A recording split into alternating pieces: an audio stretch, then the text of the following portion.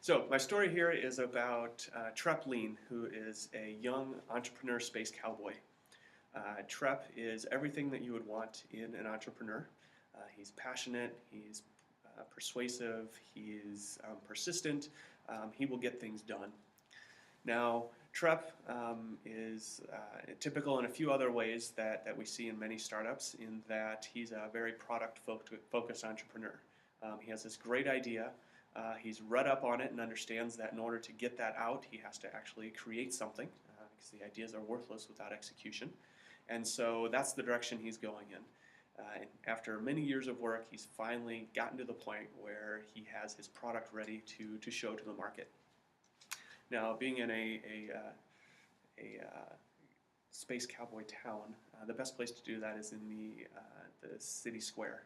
So Trep goes out to the city square, gathers a crowd around him, starts building up their interest, and he breaks out his new device, which is a handheld laser. And with that laser, he starts blasting away at rocks, and each time he blasts, he gets an ooh and an ah from the crowd, and everyone's pretty excited about it.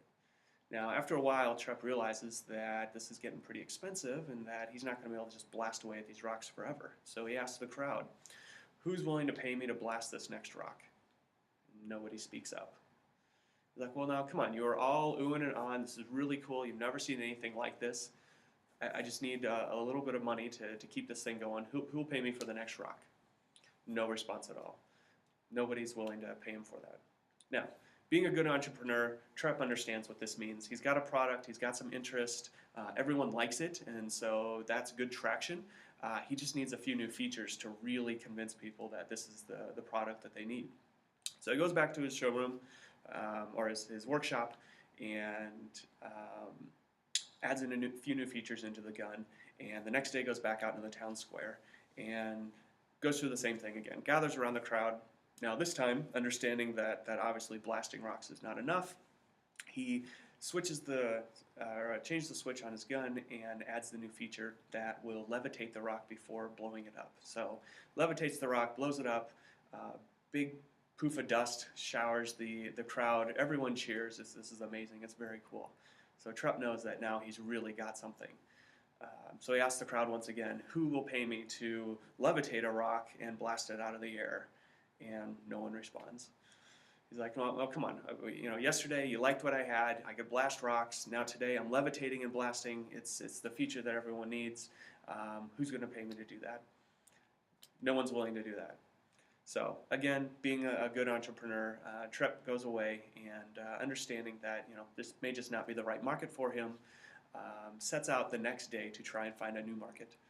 And on this day, he goes for a walk down the hover tracks of the local hover train, and notices out in front of him that there's a figure on the tracks up ahead.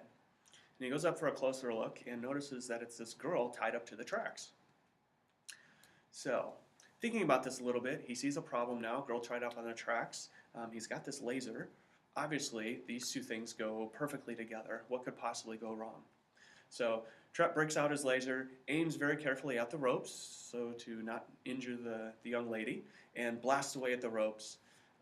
The ropes fly off of her, but then there's an explosion, and she is blown into a million pieces. Now, Trep has just lost his first customer. Understanding that there are setbacks in a startup, that's okay, and we'll figure this one out. So Trep goes back to the workshop and thinks about this a little bit more, but decides that this is a good new channel, and he had a customer with a problem, and we can do some things with this. So he goes back out the next day, walking down the hover train tracks, and sure enough, there's another damsel in distress tied up to the railroad tracks. Now, learning from yesterday's experience, Trep knows that he can't just blast the ropes. He has, fortunately, added a new feature to the laser, and he now walks up to the girl and sets the laser to cut, and cuts all of the ropes very carefully off of the girl. The ropes fall off the girl, and nothing happens. But the girl doesn't move. That was kind of odd. So Trep walks up to her and asks her, what's going on, as he picks her up off the tracks. "I just saved your life. I untied the ropes. Train's not going to crush you. What's the deal?" As he lifts her up off the tracks, he sees her eyes light up very big, and all of a sudden there's another explosion, blowing the girl into Trep, knocking him down, almost killing him as well, destroying the girl, and Trep has now lost his second customer. Trep gets up, brushes himself off, and decides that he's obviously missing something and needs to get a little bit of insight. And so he heads off back into town and talks to the local banker, who is his mentor of sorts, and describes the situation to his mentor and wants him to give him the answer for what he needs to do. And the only thing that the mentor asks him is the train coming? It's like, is the train coming? Well, no, the train's not coming. Well, if the train's not coming, then you have plenty of time, so why don't you use that to get to know your customer? Oh, okay, so the train's not coming, I've got time, we'll see what happens with that. So the next day, Trep goes back out, sure enough, third girl tied up on the tracks, decides to do things a little differently this time, goes up to her, takes her gag off, and introduces himself, and then proceeds to let her know that he's been working with a few other people that are in similar circumstances to hers, and that he's working on a good solution for their problem. And the way that he understands it is that they're tied up to these tracks, that they have this bomb of some sort attached to them that has a motion sensor on it, and that in order to resolve this, they would need to release her from the ropes, disarm the bomb, and then get her off the tracks before the train comes. The girl looks at him and says, yeah, you've got part of it, and those are some things that are troubling, but even if you were to do that for me, it wouldn't help. Well, it wouldn't help? What do you mean? You're tied up to a track, you got a bomb, you take care of all of that? Sounds like it's a great solution for your problem. That's true, but the fact is, there's an evil doctor who is the one who actually tied me up to the tracks. So even if you had released me, I'd be right back here tomorrow, and it really wouldn't do that much to help me. Okay, so there's more of a root cause. So what you're saying is that if I were able to release you from the ropes, disable the bomb, and prevent the evil doctor from finding you the next day, then that would be something you're interested in. Yes, absolutely. That I would be interested in. Fantastic. Would you like me to use my laser to help you with that, or my flaming sword? Why the hell would I care what tool you use to help me?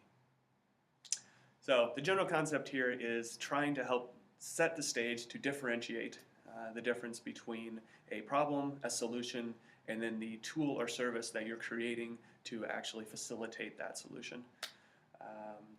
Obviously the story needs a little work and some polish, but we'll be doing that before December, and I think it would be great to come out to the conference and share it with everyone. Thanks.